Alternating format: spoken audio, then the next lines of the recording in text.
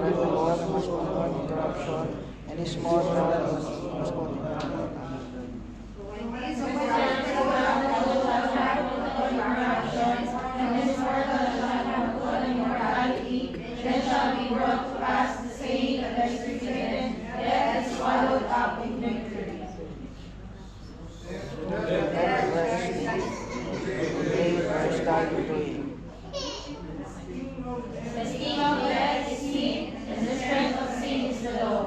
But Thanks be to God which giveth us the victory through our Lord Jesus Christ. so malinaw po ano, O death, where is thy sting? O grave, where is thy victory?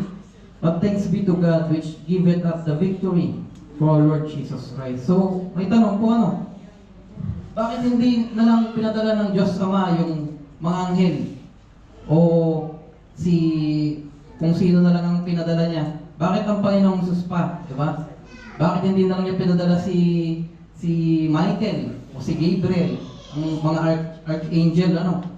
Dahil po, kailangan kumuha dun sa seed of the woman of Adam, ano po? So, dun nagmula sa lahi ni Adam, ano po, ang Panginoong Jesus. At yun, yung from first Adam to second to last Adam, our Lord Jesus Christ is the last Adam who saved us. Ano po? Dahil only our Lord Jesus Christ can save us, can give us triumph against the works of the devil. Amen po? Amen. Basahin ko po sa inyo ang Colossians 1 verse 12 to 18. Colossians 1 verse 12 to 18. Giving thanks unto the Father which hath made us meet to be partakers of the inheritance of the saints in light, who hath delivered us from the power of darkness, and hath translated us into the kingdom of his dear Son, in whom we have redemption through his blood, even the forgiveness of sins, who is the image of the invisible God, the firstborn of every creature. For by him were all things created that are in heaven, that are in earth, visible and invisible, whether they be thrones or dominions or principalities or powers, or things were created by him and for him. And he is before all things, and by him all things consist. And he is the head of the body, the church, who is the beginning, the firstborn from the dead. And all things he might have preeminence. Oh, so yun po mga kapatid, ano? Our Lord Jesus Christ defeat the enemy. He gave us the victory. He overcame. We overcame. So, hindi na po natin kailangan malungkot. Ano po? Kagaya ng ginagawa natin noon sa Pinas na, uy, malungkot. Ano yung tawag doon? Bakit mo Biyernes Santo yung mukha mo? Bakit ano bang meron sa Biyernes Santo? Diba? Dapat mahal na araw. Dapat masaya tayo. From Monday to Resurrection Sunday. Amen po ba?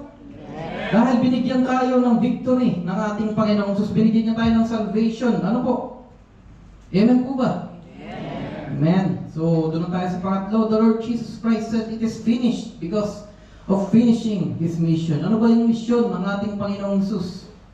Yung ba yung pagalitan niya, yung mga Sadducees, Pharisees, yung pagalitan niya yung mga Hudyo ng time na iyon?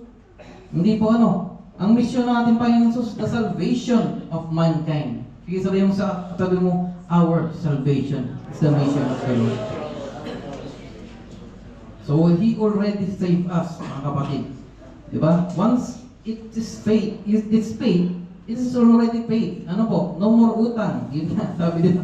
No more utang anymore. It is already reconciled. Diba? Pag nabayaran mo na, wala ka ng utang. Zero na yun. Wala ka ng balance. Diba? Ganun din tayo. Wala na tayong utang. Diba? The debt of sin has been fully paid. Amen? Buksan po natin ating mga Biblia sa John 17 verse 4. Basahin natin sa English. Nasumpungan na po. John 17 verse 4. I have glorified you with the earth. I have finished the work which thou didst. O Lord Jesus Christ started His mission with love, and He finished it with love. Diba? John 3:16. For God so loved the world that He gave His only begotten Son, that whosoever believeth in Him shall not perish but have everlasting life. Sa John 4:34, Jesus saith unto them, My meat is to do the will of him that sent me, and to finish his work. So, di ba? Tinapos na ating Panginoong Sus Tetelestai, it is finished. Our Lord Jesus Christ started it with joy, He finished it with joy. Amen? Hebrews 12 verse 2, buksan natin. Hebrews 12 verse 2, looking, anda, simulan. Looking unto Jesus, the author and the finisher of our faith, who for the joy that was set before him endured the cross,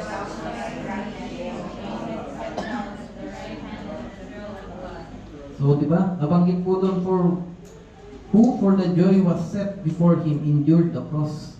Di ba po? Yung Via Dolorosa po, from 1 to 12, hindi ako nagkakamali, 1 to 10 na station. Ilan lamang po yung sinimula namin doon? Brother James, from 5, no? Or 6? 5. 5, pagod na pagod kami hanggang doon sa 10. Wala pa kaming bitbit na cross nun. Ay paano pa kaya yung Panginoong Sus? Diba kaya nga siya nauuhaw eh. Diba? Kasi sobrang tarik po nun, nung time na iyon. Kaya po siya napagod. Pero praise God that with joy, He endured it for us. Amen? Buksan natin ang Hebrews 9.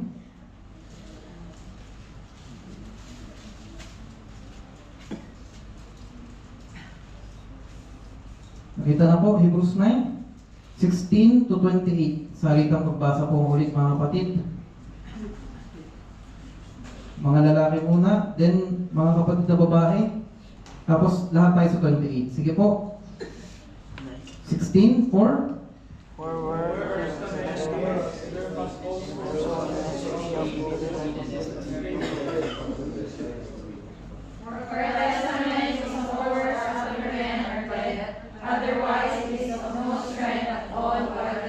of believing. Whereupon he turned and burst out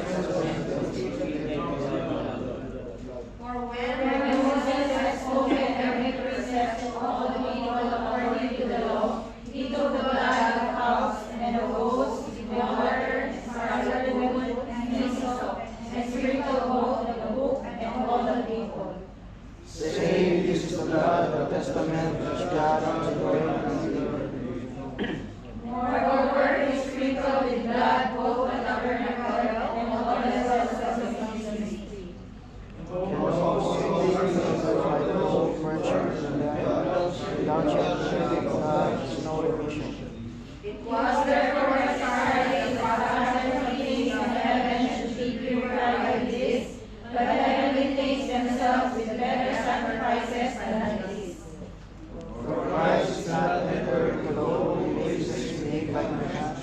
Just the fingers of the Lord.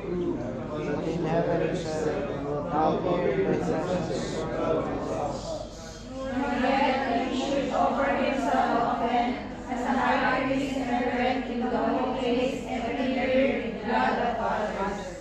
For them as the offense suffered since the foundation of the world. Now is the end of the world, and he hath appeared to put away sin with the sacrifice of sacrifice.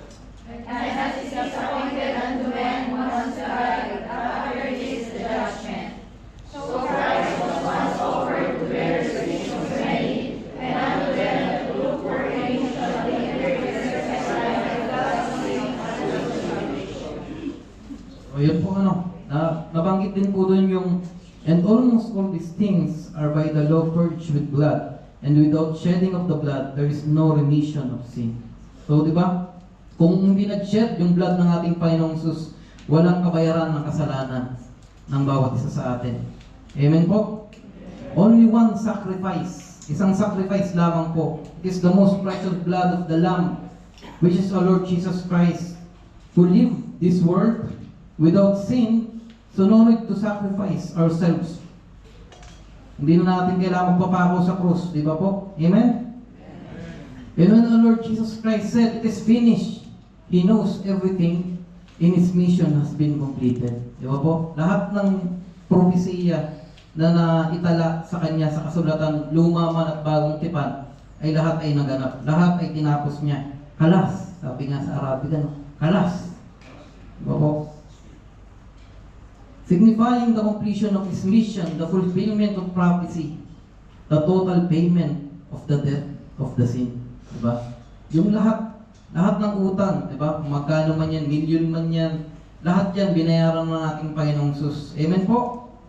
Bilang konklusyon, magpasalamat tayo sa ating Panginoong Sus. Let's thank the Lord Jesus Christ for dying on that cross and giving us the victory through His name. Amen? Tandaan nyo yung word na yun, tetelestai with eternal resorts. Once and for all. Jesus above all. Amen?